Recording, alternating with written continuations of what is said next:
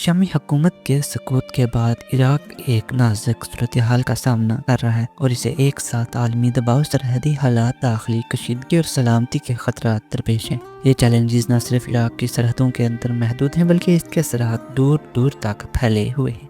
اس پس منظر میں عراق کے وزیر اعظم محمد شیعہ سوڈانی انتہائی احتیاط کے ساتھ آگے بڑھ رہے ہیں، تاہم ان کا راستہ کانٹوں سے بھرا ہے، جہاں داخلی دباؤ، علاقائی تنازعات اور غیر ملکی مطالبات مسلسل بڑھتے جا رہے ہیں۔ تو جانیے کہ داخلی اور خارجی دباؤ کیا ہے۔ عراق کو درپیش سب سے بڑا مطالبہ امریکہ اور اس کے اتحادیوں کا ہے، جو پاپولر موبلائزیشن یونٹس یعنی PMU کی تحلیل چاہتے ہیں۔ یہ یونٹس، جنہیں عربی میں ہشتہ شعبی کہا جاتا ہے، داعش کے خلاف جنگ میں عراقی حکومت کی ریڑھ کی ہڈی ثابت ہوئے ہیں۔ ان فورسز کو عراق کی سیکیورٹی کے بنیادی ستون کے طور پر دیکھا جاتا ہے اور ان کی موجودگی نے ایران کو عراق میں مضبوط پوزیشن پر برقرار رکھا ہوا ہے۔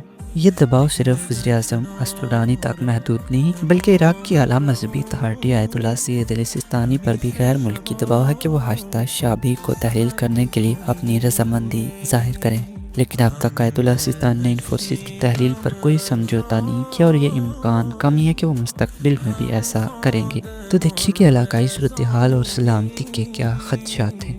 غزہ، لبنان اور شام میں تباہی کے بعد بہت سے عراقیوں کو اندیشہ ہے کہ ان کا ملک دشمن قوتوں کا اگلا ہدف بن سکتا ہے۔ امریکہ اور اسرائیل کی کوشش ہے کہ عراق میں ایک ایسا نظام قائم کیا جائے جو ان کے مفادات کے مطابق ہو اور مزاحمتی گروہوں کا مکمل خاتمہ ہو جائے۔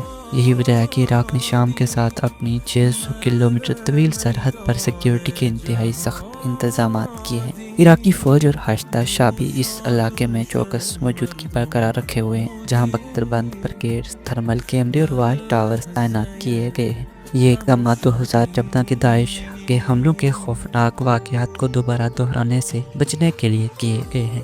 عراق کو یہ خدشہ لاحق ہے کہ شام میں القاعدہ اور داعش سے تعلق رکھنے والے عناصر کی حکومت قائم ہونے کی صورت میں عراق پر نئے سرے سے حملے ہو سکتے ہیں۔ اسی بات کو دیکھ کر عراق نے مستقبل کی حکمت عملی بنائی ہے۔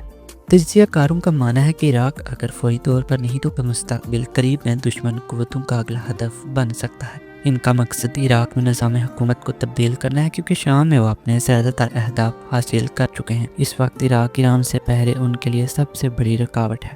ہشتہ شعبی کو تحلیل کرنے کے مطالبات اس حکمت عملی کا حصہ ہیں، لیکن یہ بات واضح ہے کہ آیت اللہ سیستانی کے فرمان پر قائم ہونے والی اس تنظیم کو تحلیل کرنا ممکن نہیں ہوگا۔ اگر ہشتہ شعبی کا وجود ختم ہو جاتا ہے تو عراق داعش کے حملوں کے لیے ایک کھلا میدان بن جائے گا۔ آج داعش عراق سے دور ہے تو اس کی بنیادی وجہ ہشتہ شعبی کی مضبوط موجودگی ہے۔ اس لیے نہ عراقی حکومت اور نہ ہی مرجعیت ملک کی سلامتی کے خطرے میں ڈالنے والا کوئی قدم اٹھا سکتی ہے۔ اس کے برعکس عراق کی قیادت اس مزاحمتی گروہ کو مزید مضبوط بنانے کے اقدامات کرے گی، جو بلا شبہ ایک مشکل کام ہے، لیکن یہ عراق کی بقا اور سلامتی کے لیے واحد راستہ ہے۔